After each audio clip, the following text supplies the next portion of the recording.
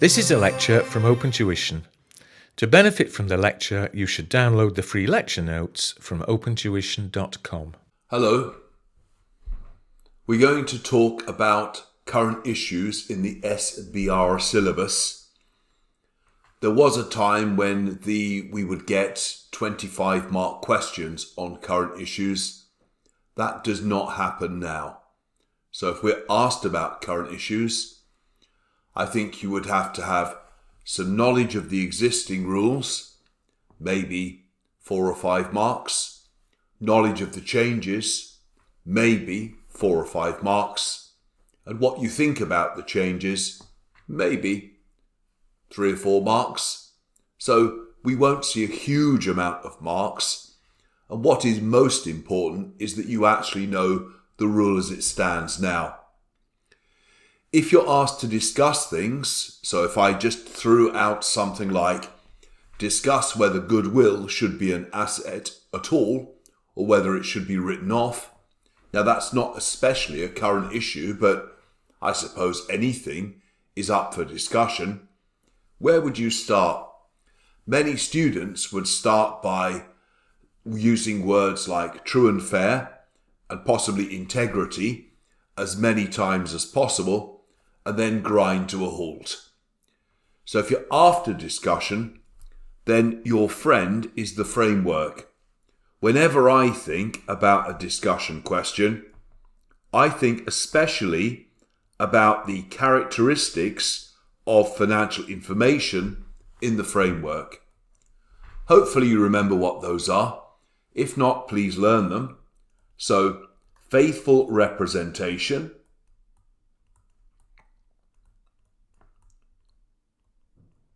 so, does putting goodwill in the accounts, as we do at the moment, for purchased goodwill, do you really get an accurate figure? Relevance, what would be most useful to the users in confirming what the directors have been doing and what will happen in the future?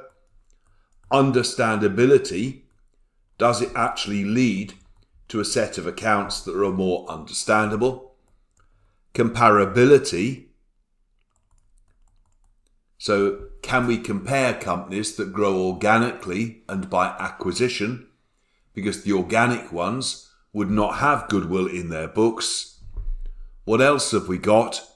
Verifiability. Well, I sometimes think that's a bit harder to talk about, but faithful representation, relevance, understandability, comparability. Don't forget timeliness. So you don't have to use all 6, but if you're looking for another sentence when you're asked whether something should change, that might just give you the sentence. Clearly, it indicates you've done some reading generally around accounting issues, but your views are your own, and your views and my views may be different, but they'll both be worth equal marks. As I said before, with current issues, I think the thing that is more important is that you know what the current rules are. So this is what the accounting standard says on goodwill, and then an awareness, again, of any new rules. 3 is almost more important than 4, because if you're not sure how things are dealt with at the moment, you can't possibly comment on how things might change. At the time of recording, though, there are no plans to take goodwill off the balance sheet.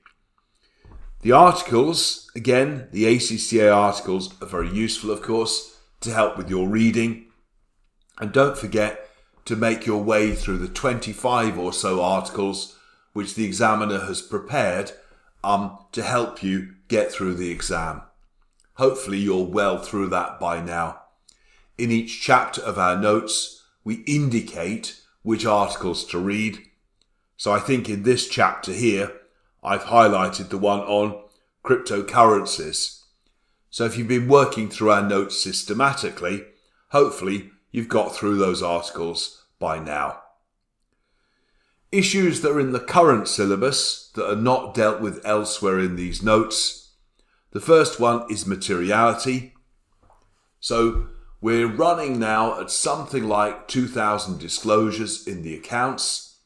You don't learn them in the syllabus because people use disclosure checklists in practice. But if you've looked at a listed set of accounts, you can see that there is so much there that you cannot see the wood for the trees. Or is it the trees for the wood? It's one of them anyway. So the IASB have produced a practice statement. Practice statements are not obligatory, but they're giving good practice and guidance. And the biggest thing about this statement was that for the first time since Noah sailed on the ark, they redefined the word material. Previously, things were material if omitting or misstating them could actually influence decisions of the primary users. Don't forget, the primary users are the providers of finance. So I know we have discussions about whether accounts are helpful to employees, but they're not the primary users. It's the equity shareholders and the providers of debt. That's who we're really worrying about when we prepare the accounts. The thing that was new with this practice statement, though, is obscuring. Because companies, like politicians, when you ask them a question, can give you so much information that you miss the bit that's actually important. So hiding information, again, in a big table of data is not, well, it's not cricket really.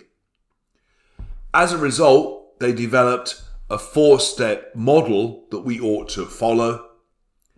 Decide what might be material. So that's going to be everything in the disclosure checklist, because anything might be material. So we've got our checklist ready. Now decide what is actually material. We're familiar with the concept of size or nature from our auditing studies.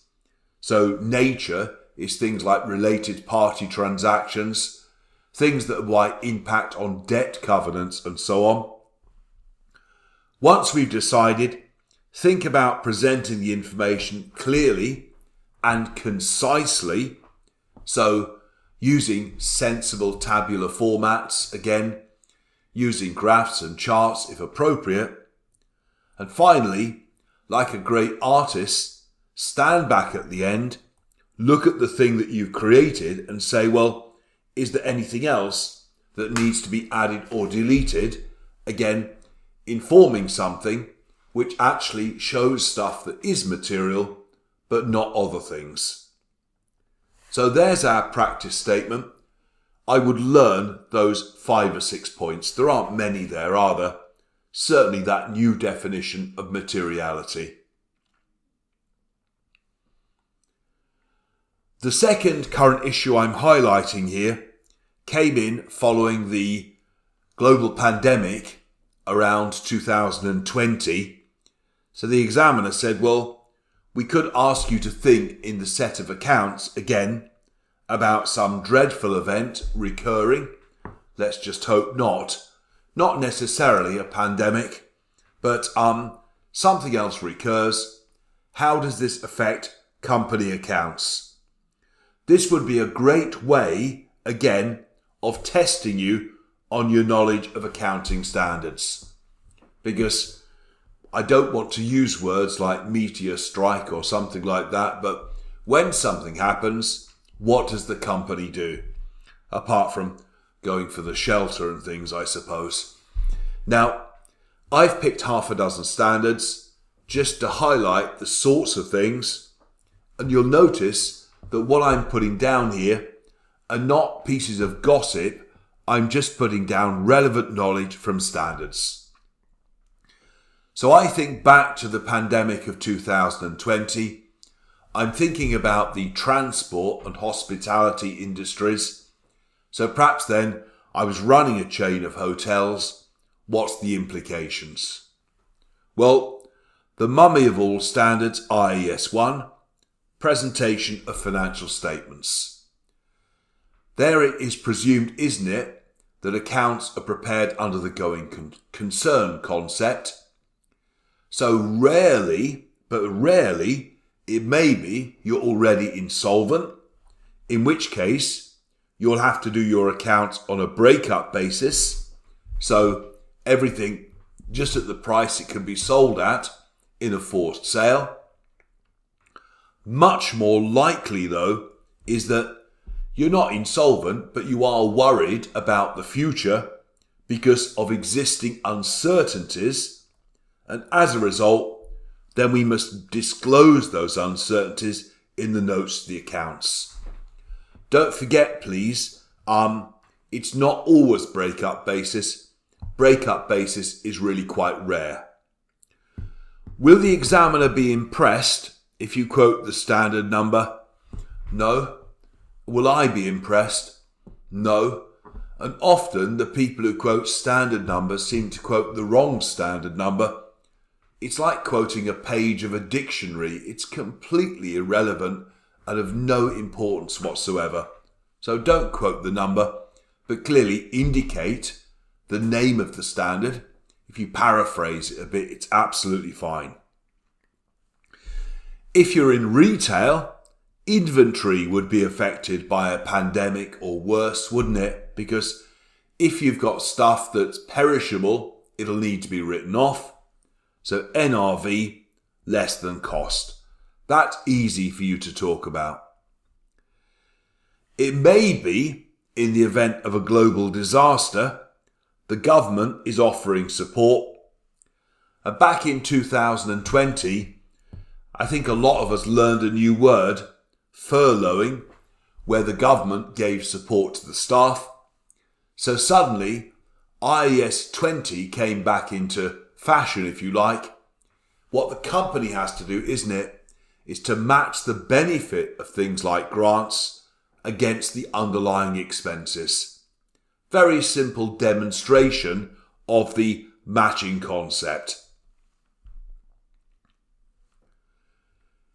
A pandemic, or worse, is certainly an impairment indicator.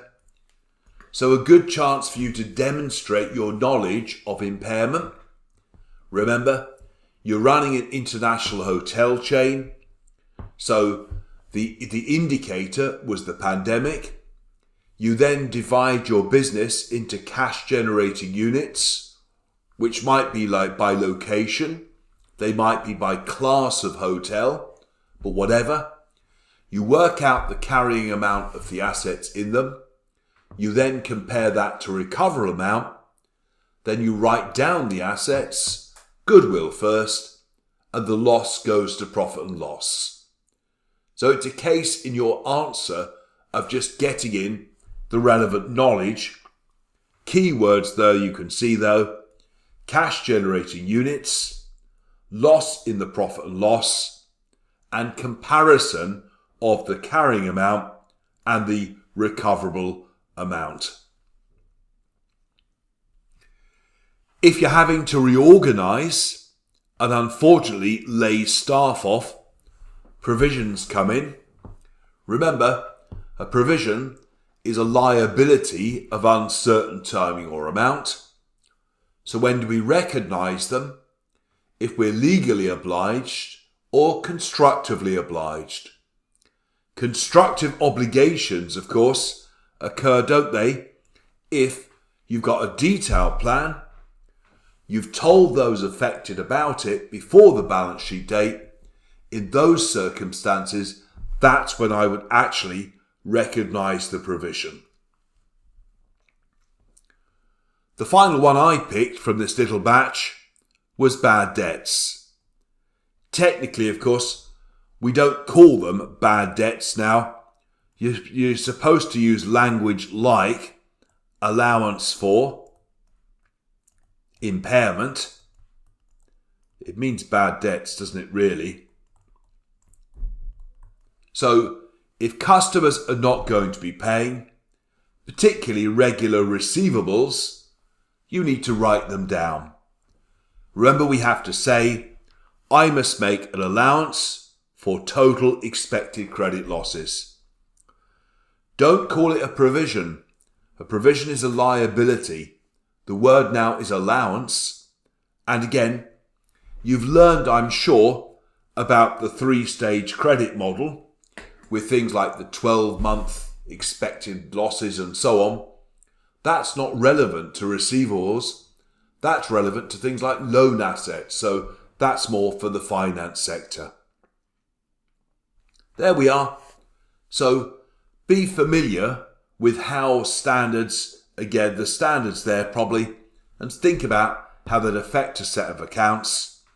I'd probably learn those half dozen points so you've got something in your armoury in case of a natural disaster in the exam. The other issue I wanted to highlight was climate change. So, discuss climate change. I have never met a student who could not discuss climate change. So, there's no problem with that, I think. But thinking now about the accounting aspects and therefore how certain disclosures might be more relevant, we could discuss whether, increased disclosure would improve the view given by the financial statements, whether it would make the financial statements more useful. I've put down a few points here though, just so that you're aware of some of the jargon associated with this now. So the IASB Foundation, which is like the parent of the IASB, set up a body known as the ISSB, the International Standards Sustainability Board. That's a global organisation, so there's no dominance by one country like US or UK or whatever. Their mission is to develop IFRS sustainability disclosure standards. Logically, the purpose of those disclosure standards is to make sure that companies have comprehensive information that the financial markets could use. You're back to your providers of finance, aren't you? Your equity investors and people who lend money. And I've put down some examples of disclosures because if you're asked to say, would increased disclosure be a good plan? Well, we can all do this and talk about these concepts. However, if you said increased disclosure, for example, the following, it just adds a bit of weight to your argument. There are zillions of these, but I've just picked 3.